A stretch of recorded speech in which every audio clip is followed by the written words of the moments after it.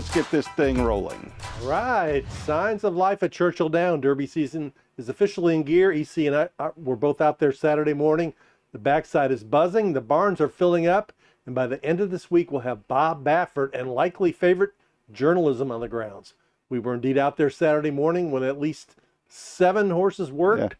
What horses, trainers, or trends are you picking up on and keeping your eye on as we go towards Derby 151, EC? Well, we've got one of the Japanese horses, Admired Daytona, is going to be on the track working Tuesday morning. I think there'll be a lot of curiosity about them. Japanese horses finished 3rd and 5th last year in the Derby. That was a good showing, and so the better they do, the more you start to think, well, are they getting closer? Are they about to achieve something? And I think there'll be a lot of curiosity about that. Obviously, journalism is a favorite, and he's been on the West Coast, so we haven't seen a lot of him. He's due to get into Churchill Downs on Tuesday, so we'll lay eyes on him, get to talk to Mike McCarthy about his colt, who's going to be the favorite for the Kentucky Derby. And like you said, Bob Baffert, they put the plaques back on the barn. Everybody's Amazing. trying to figure out where they were stored for the last 2 or 3 years. But it's like he never left, I guess. It'll be interesting to see him back there. And like you said, it's more activity. They have a rule now. They all have to be on the site a week out, which is good for us. We get to see them all. And I think there's about a dozen in there now, 12 or 13, and the rest will get there this week.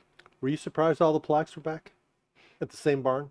Now, I didn't know if he'd be in the same barn, if there'd be some demotion, or they'd move him out to the edges, but he's right there. Yeah, it's a new thing. You go over to Brad Cox's barn, he's got plaques. There's plaques at Todd Pletcher's barn. There's plaques at Steve Asmussen's barn, Wayne Lucas's barn. I thought it was a productive morning for us. Yeah.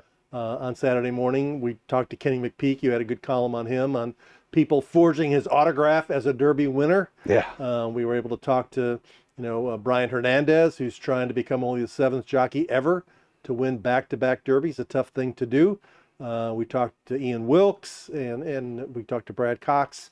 It looks like a pretty wide open Derby. I mean, that journalism will probably be the favorite, but I don't think he's going to be a heavy favorite. Do you? No, I don't think so. I just think that there's been a lot of falling off behind him. And I don't know. I feel like this could be one of those years where if you listen to the guys that are in the know, it's like a 6-horse race where they say these 6. So which means one of those other 14 is going to come from out of nowhere and win it. Going to get the trip. They're all remembering Rich Strike. We remember Rich Strike. We remember all of the ones that we tossed out and didn't win.